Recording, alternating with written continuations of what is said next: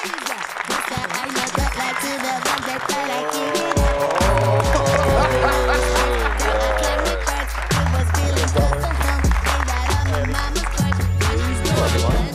over here. Sir, I'm doing Dexter, right? Yeah. Yes, sir. Pleasure to meet you. Great to meet you guys. Hello, everyone. Hello, Des Moines. You came ready. You came ready. He came out hot.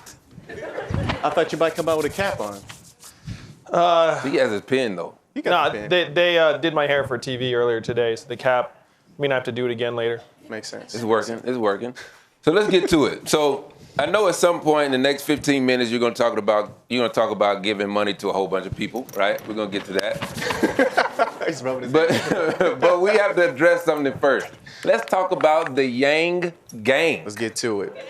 So, there's people familiar with it in the audience, right? Yes. So you're unique among the entire field in that you have had a bunch of white supremacists who just have decided somehow that you're their guy.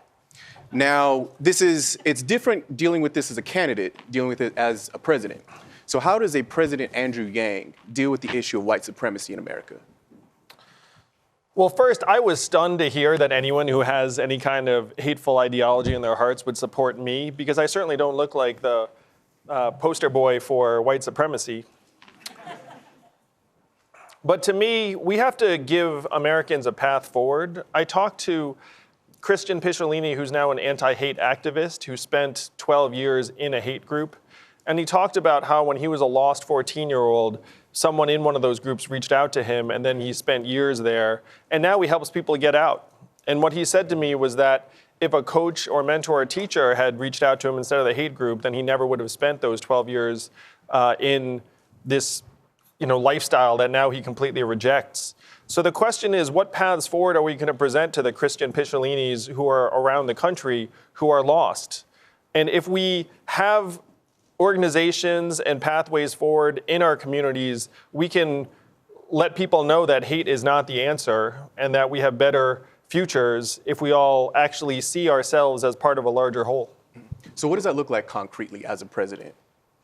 What that looks like concretely is putting resources directly into our communities to be able to fuel positive role models, nonprofits, religious organizations. Because right now, when you go to a nonprofit in a tougher part of the country, they almost always have less in the way of resources than if you go to some rich part of the country. And that's true of churches too. I've been to church in the richest parts of the country, and wow, can you tell that it's a rich church? Like, you walk in there and there are professional musicians and the whole nine, and you're like blown away. And then you go to a church in a beleaguered part of the country, and all of a sudden they have a fraction of the level of resources they need. So if we listen to the teachings of Martin Luther King, whose birthday we're celebrating today, he advocated a guaranteed minimum income for all Americans. And if you can imagine what an extra $1,000 a month would mean in the hands of each family and then multiplied by the families in a community, you would have a lot of that money go to local nonprofits and youth groups and religious organizations that would end up fueling many more positive paths forward for young people instead of having them just get lost and feel like they have no future. I mean, I told you he was going to get to talk about giving money to a whole bunch of people. I'm pretty predictable that way. I mean, because I want to back up, because I want to point out that I started off with a question about white supremacy and dealing with that, this is something you've said is a problem in America, but we ended up with talking about handing people money. I mean, does handing people money fix racism? Of course not. So as president, one of my top priorities would be to label white nationalist terrorism as its own category of terrorism and say, look, by the numbers, this is the most prevalent form of terrorism in the country today. And you can't fight something if you don't measure it. So that's something we need to do. But at the same time, if you have an environment of shrinking opportunities, then it's much easier to turn on each other. There's a mindset of scarcity that has taken over our country because 78% of Americans are living paycheck to paycheck, and half of us can't afford an unexpected $500 bill. Mm-hmm.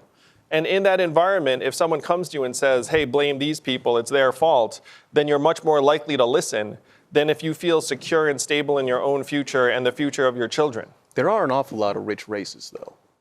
Yes, there are. But when you go to those environments, the racism looks a little different.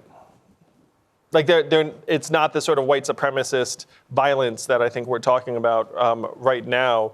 It takes more institutional forms, which is obviously not a good thing. I'm not suggesting that. Yeah. We need to try and combat racism at every level. But the fact is, if you put this money into our hands, it helps people of every background. It certainly helps communities of color who have systematically lower access to both capital, education, and resources. And it helps people in rural communities that right now don't feel like they have a path forward. So this is a solution that will work for all Americans, and it has the net effect of making it so that we can actually see each other as part of a larger whole and solve the bigger problems that face us all, like climate change. So everybody gets $1,000 a month. Everybody gets $1,000 a month. Elon Musk gets $1,000 a month. My friend Elon, who endorsed me, does get $1,000 a month. But in the plan, Elon would end up paying much more into the system, which he's totally cool with. Because when you talk to some of the most successful people in our society today, they realize that an environment where Americans feel like they're being left behind is bad for everybody.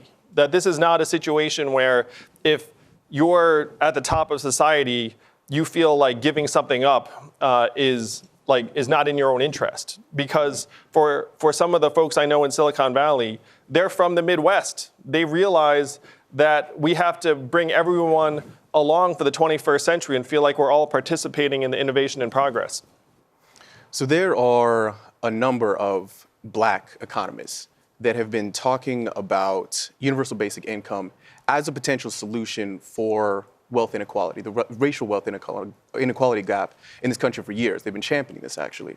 But a lot of those same black economists have described your plan as dangerous for the reason that the tax that you're proposing that would pay for this whole thing would disproportionately hit poor families harder, and that it could actually exacerbate the racial wealth gap in this country. And so you can't both be right here, right? Well, in a vacuum, a value-added tax does end up falling on people who are starting out with less money.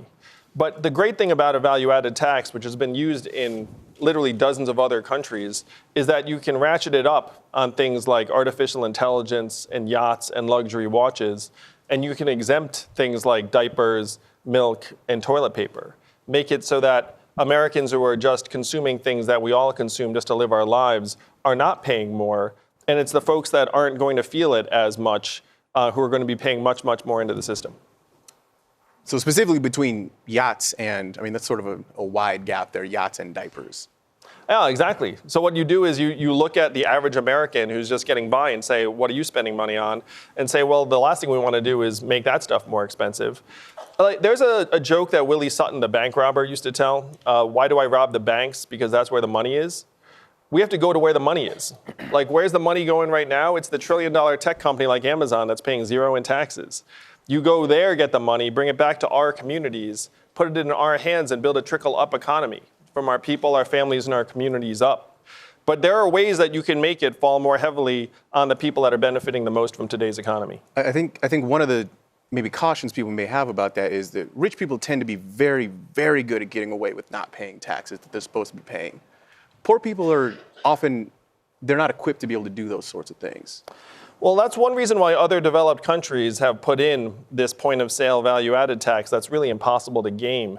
Because if you're selling to us and you're benefiting from our infrastructure and our marketplace, then you pay. That's why other countries have done this, because right now our companies are outsmarting our tax system like right and left. They just park all the earnings abroad. They go through Ireland. That's how a company like Amazon or Netflix or Starbucks, some of which I like, obviously, we like these companies, but they're paying zero in taxes. And so other developed countries have already figured out that that's unacceptable, and if you put this tax at a point of sale, you can't wriggle out of it. But you're right, they are very smart. You got to do something foolproof. So, Mr. Yang, this isn't your first ambitious program. Before you started your campaign, you founded Venture for America, which was a program that promised to send Ivy League grads to underprivileged areas like Detroit to boost the local economy. You promised to create 100,000 jobs. So far, 8 years in, you've created less than 4,000. And about half of those Ivy League grads have already moved away from the cities they were supposed to help. So your track record right now in terms of promising something that sounds amazing, is not all that good. So how are we to look at UBI? Well, I'm incredibly proud of having started a nonprofit that created thousands of jobs in Detroit, New Orleans, Cleveland, Baltimore, cities that are majority black. And the fact is that 100,000 job goal actually had a date attached to it that we haven't gotten to yet. So it's TBD whether we can get there in the time frame that we set that goal. You think you can go from 4% to 100% in the next 5 years? Well, it's possible after I'm president that we can do very, very big things in that time frame. But the fact is, I did this work and I realized, to your point, that the water level is going down, not up, in many, many communities. And that's why I'm running for president. Is I realized that entrepreneurship alone, I love entrepreneurship. How many of y'all want to be entrepreneurs? Entrepreneurship is phenomenal and makes the world go around. That wasn't much of a response. But These people are trying to save the world. Mr. Yang. so, They're here for the politics. But entrepreneurship's not going to do the trick. It's not going to create enough opportunities in black and brown communities. The only way we're going to make opportunities flourish in these black and brown communities is by putting money into people's hands. That's why I'm running for president. I spent 7 years trying to do as much good as I could in these communities, very, very proud of it. But the truth is we have to go much, much bigger. I mean, it sounds like you learned a lot working with VFA. I did. And which is great. I think there were a lot of people beforehand who probably could have told you, hey man, look, parachuting a bunch of Ivy League grads into the hood might not fix everything. You might not get 100,000 jobs like that. Just like there are some people who are saying, listen, we've been studying UBI for years. The way that you're going about it might actually be damaging. And I mean, what happens if you become president? We run this grand experiment, and then a few years later, we learned a lot, but it didn't quite work out. We told you, Mr. Yang, we told you. Look, I'm a very, very data-driven guy, but I am 100% confident that putting $40 billion plus into the hands of black and brown communities every month is going to be a major positive. And if we learn things from it during that time that we can make it even better, I will be all for it. But I'm talking about the wholesale eradication of poverty in our society, which we should have done decades ago. It's only going to get worse.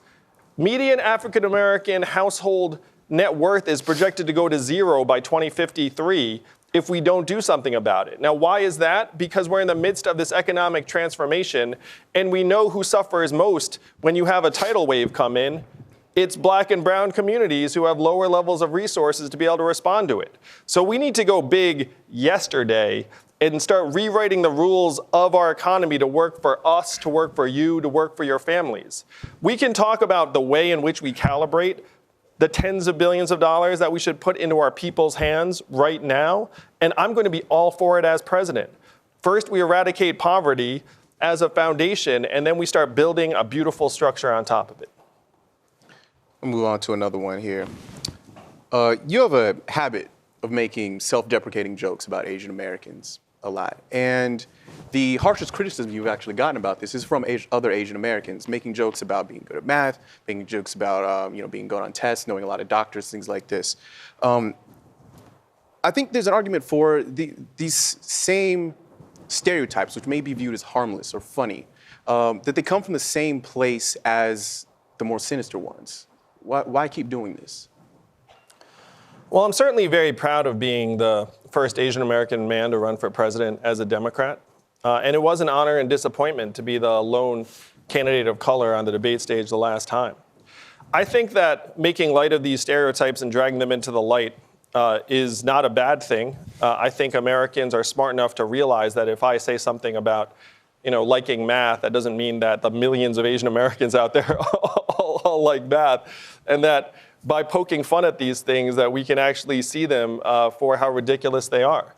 But when I talk to Asian Americans around the country, I'm happy to say that many of them are invigorated by my campaign and see that we have to do more to contribute to this country that has given, frankly, families like mine so much. I do want to point out here that we're speaking specifically about things like Asians being good at math, Asians being good on tests, you're familiar, of course, with the model minority myth, right? Yeah, very much so. Which is more often than not, actually, almost always used when the black person, the brown person, is the other end of that coin, right?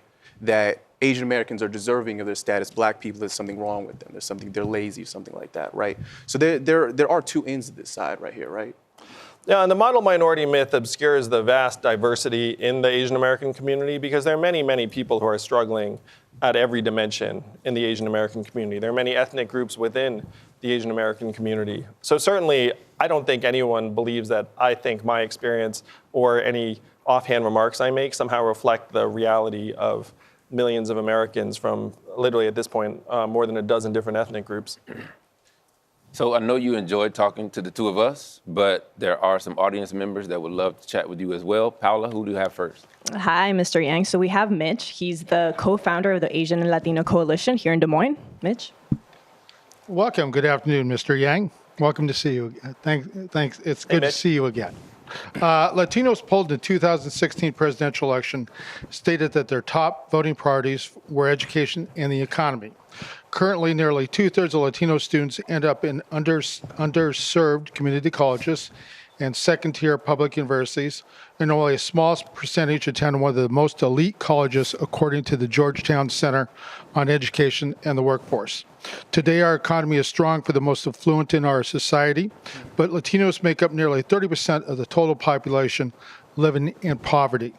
What is your plan to deliver sufficient resources for our struggling community colleges and universities? And secondly, how do we address the racial disparities in our economy for brown and black communities? Thank you.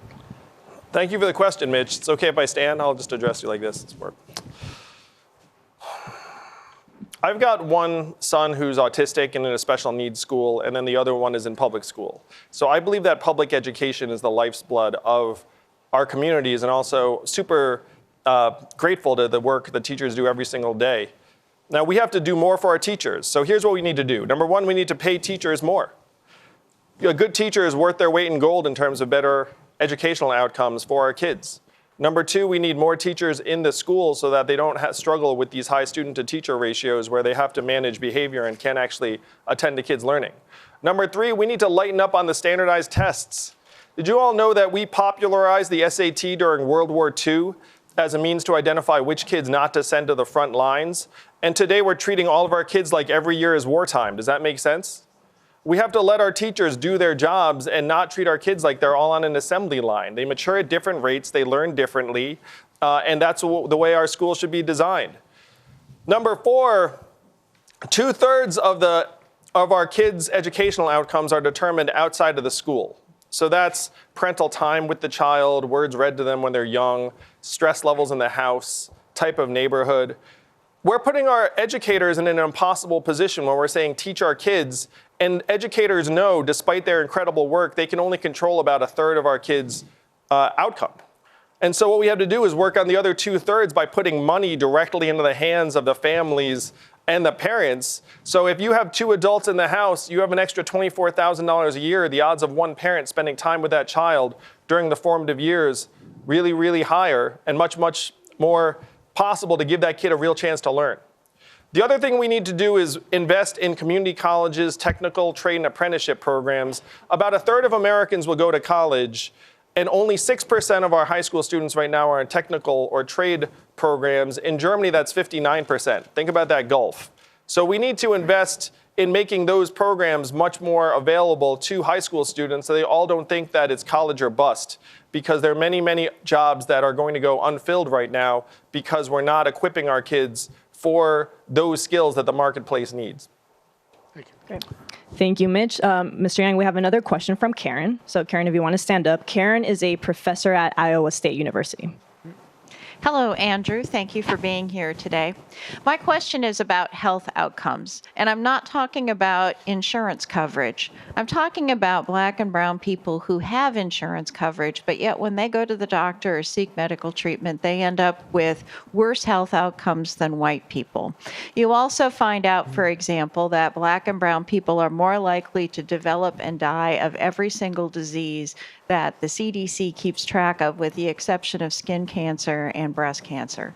And in the case of breast cancer, even though African American women are less likely to develop the disease, they are more likely to die from the disease.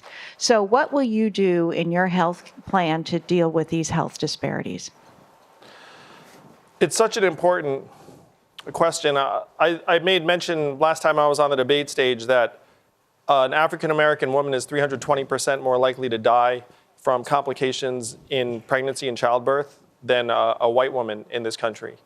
And that stat horrified me as a human being, as a parent. And so I went looking and said, how the heck is that disparity so prevalent? And a lot of it is that doctors and medical professionals don't listen to Black women when they talk about what's going on with their bodies and their health. Another aspect of it is that apparently the stress levels for Black women are just higher throughout the years approaching pregnancy, and that ends up making them more susceptible to negative health outcomes. And that's not just for pregnancy, that's across the board. Unfortunately, it's just more stressful being Black in this society than it is being white. And so you have rampant health outcomes as a result of that. So there are a few things you can do, and you can't do it all at the federal level, but here are some things you can do. Number one, we have to train our medical professionals to listen to people of color when they talk about their health issues and problems, instead of just saying, like, I'm the doctor or a nurse, like, I know best. Number two, we need to invest in having more diversity and representation in terms of our healthcare professionals. Right now, we have a national doctor shortage in this country. Do you think we have a shortage of people who want to be doctors? No. But we've unfortunately kept the supply artificially low because the medical lobby wants to keep the supply low to make more money, honestly. So what we have to do is we have to expand those slots and make sure that people of color are taking those slots so we have doctors that actually look like the people that they're serving in their communities. And then if they go and work in underserved communities, we have to forgive a lot of the student loan debt of medical professionals, because right now med school costs $200,000. And so after you come out, your natural course of action is to go to a richer, more affluent area and then serve those populations. So we have to attack this problem at the training level, at the source of medical professionals. But the big picture is we have to make it less stressful to be Black in this country.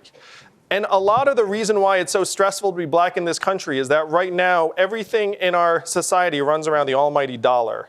And we're treating ourselves like we're all inputs into this giant machine. And we can all sense that we're scrambling to keep pace, and it's getting harder and harder. What we have to do is we have to take the boot off of our throats, say that economic value and human value are not the same things. We all have intrinsic value as human beings and Americans. And then we make it so that if you're growing up brown and Black in this country, you still feel like you can make ends meet, your future is secure, you're less stressed out day to day, and hopefully we can close the disparity between health outcomes of Black and white people in this country. Okay. Thank you, Karen. Thank you, Mr. Yang. Also, what's next? Mr. Yang, if you join us back here Come on back. after that TED Talk, we appreciate it. That was less than TED Talk duration. So we TED Talk have a challenge for you. I like it. All right, you don't know what it is yet. I generally like challenges. Okay. Well, this challenge is called the short answer. That face. He's excited. He's ready to go. Excited. So, the short answer is a segment in which you get 60 seconds to answer as many questions as you can. You get one pass. No one has passed yet. But Just keep that in mind. Just keep I that in understand. mind. But remember, the title is the short answer. That's how you win. What do I get if I win this thing? President. That's what, that's what the audience has been That's what I'm saying. talking about. All right. Then I'm game. Are you ready? Yeah. All right. If you could be invisible, what would be the first thing you do? Eavesdrop on the other candidates. Okay. Fill in the blank. Allow me to reintroduce myself. My name is Humpty. Pronounced with an umpty. All right. What was your worst job? Busboy at a Chinese restaurant. I didn't qualify to be a waiter because my Chinese was too lousy. Sorry. That y'all don't. Okay. Jordan or LeBron? Jordan, but LeBron could pass him. When's the last time you smoked weed? Past life. What's the last TV show you binge watched? I watched This Is Us with my wife. What's your biggest fear? That we don't eradicate poverty in the time we have. What's a topic that you're embarrassed that you don't know more about? That's a great question. Soccer. And Jay-Z lyrics. I guess so. I mean, I screwed that up just now. So how did Mr. Yang do, folks? Yay! I'm gonna be president! Thank you very much, Mr. Yang. We really appreciate your time. Sir, it's a pleasure. Dexter, thank you both. Appreciate you guys. absolutely. Thank you all. Okay.